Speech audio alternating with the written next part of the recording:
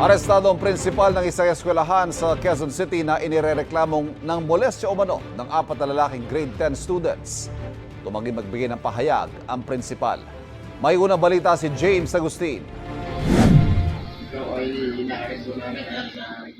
Sa ikinasang follow-up operation ng mga operatiba ng Project 6 Police Station, inaresto sa kanyang bahay sa Cainta, Rizal ang 59 anyos na lalaking prinsipal na inireklamo ng pamumulestya umano sa 4 na grade 10 students. Nangyari umano ang insidente sa opisina ng prinsipal sa isang eskwelahan sa Quezon City.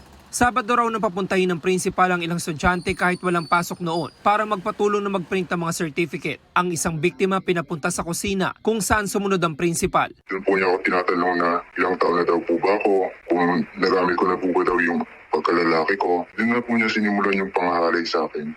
Hanggang sa natigil lamang po ito nung kumatok yung isa sa aking mga kaibigan at binuksan ang pintuan po.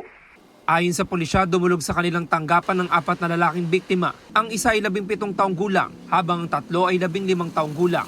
Pinatawag sila ng kanilang principal na may paggagawa sa kanila. Isa nga ay inutusan magluto, ang iba naman na naglilinis ng mga personal na utos ng suspect natin. At isa doon ang unang na biktima doon, yung 17 years old nga, ginawa ng isang kalayan at nasundan pa nung 3 pa.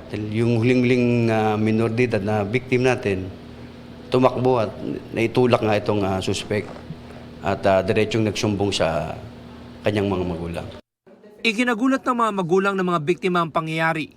Ang gusto ko lang po mangyari, sir, nangyari sa anak ko, sir. Magkaroon po ng hustisya, sir, para sa anak ko. Gusto ko pong mangyari na makulong siya na pagbayaran niya yung ginawa niya yan. Sa totoo lang, sir, galit na galit ako . Kung mabalitaan ko na ganyan na ginawa niya sa anak ko .